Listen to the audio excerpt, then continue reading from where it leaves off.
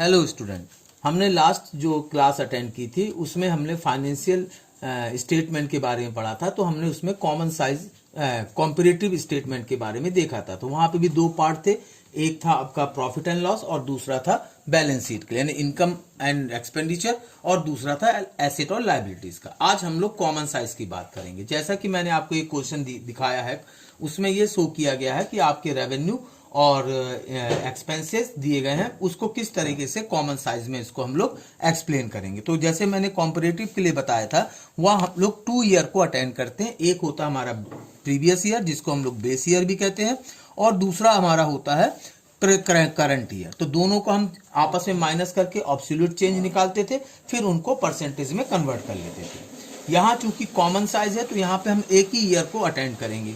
एक ही ईयर को अटेंड करेंगे, दैट मीन्स कि जैसे हमारे पास एक साल का जो हमने जो क्वेश्चन दिखाया है उसमें 18 का दिया गया है, तो उसमें आपको रेवेन्यू दे दिया गया है। तो फर्स्ट हमारा सबसे पहले क्या आ जाएगा, रेवेन्यू आ गया आपका, रेवेन्यू फ्रॉम ऑपरेशन। तो इसमें जैसे शो किया गया है आपका 20 लाख है, तो 20 लाख है, तो 20 लाख में जो है आपका, इसमें आपको कोई चेंजेस नहीं निकालना, सीधे परसेंटेज निकाल देना। तो इसका परसेंटेज कैसे निकलता है कि वही 20 लैक्स अपॉन 20 लैक्स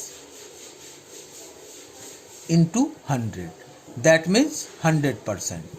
तो इस तरीके से उसी से कंपेयर करेंगे, रेवेन्यू को रेवेन्यू के साथ, और आपका क्या कहते हैं जो टोटल रेवेन्यू होगा उससे हम लोग उसको कंपेयर करेंगे। तो ये आपका रेवेन्यू कंप्लीट हो गया। किसके लिए? प्रॉफिट एंड लॉस के लिए, क्योंकि इसमें दो स्टेटमेंट बनेंगे, एक प्रॉफिट एंड लॉस स्टेटमेंट बनेगा और एक बैलेंस शीट के लिए बनेगा। तो यहाँ पे हम लोग जो भी परसेंटेज कन्वर्ट करते हैं, किसके साथ करते हैं? इनकम के साथ।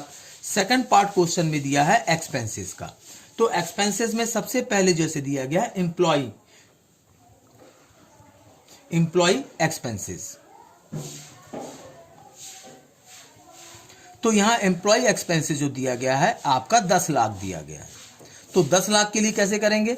10 lakhs divided by again total revenue यानी कि 20 लाख इंटू 100, यानी ये कितना आ गया? 50% आ गया। इसके बाद अदर एक्सपेंसेस आ जाएंगे। अदर एक्सपेंसेस आपको इस क्वेश्चन में कितना दिया गया है? 1 लाख दिया गया है। अब जब परसेंटेज निकालेंगे हम लोग, again 1 lakhs divided by again 20 lakhs into 100 कर देंगे। तो ये कितना आ जाएगा आपका? 5% आ गया। अब इसको क्या करेंगे हम लोग? यहाँ टोटलाइज कर देंगे, यानी टोटल इसका जो खर्चा कितना हो गया? 11 लैक्स हो गया। 11 लैक्स को हम लोग अगेन परसेंटेज में कन्वर्ट करेंगे, तो 11 lakhs divided by again 20 lakhs into 100, तो ये कितना आ जाएगा? 55%। अब जब प्रॉफिट निकालेंगे इसमें थर्ड जो कैलकुलेशन करेंगे, तो इसको कैसे कैलकुलेट करेंगे? First minus second. तो ये जो प्रॉफिट आ जाएगा आपका वो आ जाएगा 9 लैक्स। कैसे निकाला हमने? 20 लैक्स माइनस 11 लैक्स, तो ये कितना हो गया? 9 लैक्स आपका प्रॉफिट आ गया। ये क्या कहलाएगा? आपका प्रॉफिट कहलाएगा बिफोर टैक्स। इसको जब परसेंटेज में कन्वर्ट करेंगे तो 9 lakhs again divided by 20 lakhs into 100, तो ये किसके इक्विवेलेंट हो जाएगा? 45%। तो ये तो हो गया आपका कॉमन साइज स्टेटमेंट का प्रॉफिट एंड लॉस का। इसके बाद हम लोग एक क्वेश्चन अटेंड करेंगे कॉमन साइज, किसके लिए? बैलेंस शीट के लिए। बैलेंस शीट के लिए करने के लिए ये क्वेश्चन अब इसमें आपको क्या दिया गया है सेकंड पार्ट में? बैलेंस शीट के लिए। तो बैलेंस शीट में भी आपको, जैसे आप क्वेश्चन में देख रहे होंगे, आपको एक बैलेंस शीट प्रोवाइड की गई है। यहां बैलेंस शीट में हमको जैसे पता है क्या दिया रहता है आपका एसेट एंड लायबिलिटीज। अभी तक जो हम बैलेंस शीट बना रहे थे, हॉरिजॉन्टल बैलेंस शीट बनाते रहे थे, इसमें आपको वर्टिकल बैलेंस शीट दिया गया जिसमें इक्विटी लायबिलिटीज दिया गया है और एसेट दिया गया है। अब इसका जो परसेंटेज हम निकालते हैं उसमें एक्चुअल में हम लोग क्या करते हैं? टोटल अमाउंट के साथ पर हेड का कंपेयर करते हैं, और उसके लिए हम लोग उसको साथ उसका हम परसेंटेज को कैलकुलेशन करते हैं। जैसे क्वेश्चन में सबसे पहले दिया गया है equity share, equity and liabilities. Equity and liabilities में सबसे पहले आपको दिया गया है शेयर कैपिटल। शेयर कैपिटल जो दिया गया है क्वेश्चन में 1,60,000 दिया गया है, तो 1,60,000 हमने लिख लिया।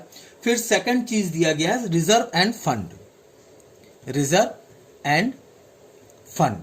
तो रिजर्व एंड फंड कितना दिया गया है, 80,000 दे दिया गया है। फिर उसके बाद दिया है करंट लायबिलिटीज,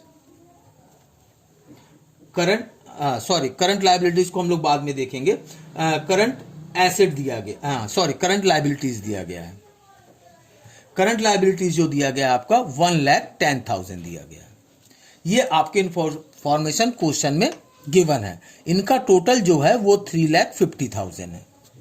अब इसी को हम परसेंटेज में कन्वर्ट करेंगे। जैसे फर्स्ट था आपका शेयर कैपिटल, तो शेयर कैपिटल का परसेंटेज में 1,60,000 डिवाइडेड बाय 3,50,000 इंटू 100 कर देंगे, तो ये परसेंटेज कितना आ जाएगा 45.71।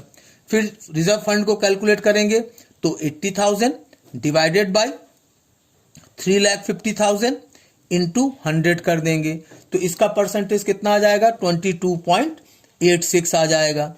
फिर इसी तरह से करंट लायबिलिटीज को करेंगे तो 1,10,000 डिवाइडेड बाय अगेन 3,50,000 इंटू 100 हो जाएगा, तो ये आ जाएगा आपका 31.43। और इसको करेंगे 3,50,000 को 3,50,000 में, तो ये 100% हो गया। तो ये जो एरिया है ये आपका वर्किंग नोट में जाएगा, मैंने सिर्फ आपको कैलकुलेशन करने बताया था। इसी तरह से इसका सेकंड पार्ट को अटेंड करेंगे, यानी एसेट को। तो क्वेश्चन में जैसे एसेट दे दिया गया है नॉन करंट एसेट, मतलब fix asset, non current asset, ये आपके पास कितना दिया है 2,10,000। इसी तरह से आपका करंट एसेट दिया गया है, करंट एसेट आपका कितना दिया गया 1,40,000। इनका भी सम किसके इक्वल होगा, क्योंकि बैलेंस शीट है, बोथ साइड इक्वल होगा एसेट एंड लायबिलिटीज। अब इसको भी परसेंटेज में कन्वर्ट कर देंगे, 2,10,000 डिवाइडेड बाय 3,50,000 इंटू 100, तो ये अबाउट आ जाएगा आपका 60%। इसी तरह से नेक्स्ट को 1,40,000 डिवाइडेड बाय 3,50,000 इंटू अगेन 100, तो ये अबाउट कितना आ जाएगा 40%। अब इसका परसेंटेज निकालेंगे, अगेन 3,50,000 डिवाइडेड बाय 3,50,000, तो इसका कितना आ जाएगा 100%। तो इस तरह से हम कॉमन साइज स्टेटमेंट बनाते हैं रेवेन्यू और एक्सपेंडिचर के लिए एंड बैलेंस शीट के लिए। Thank you.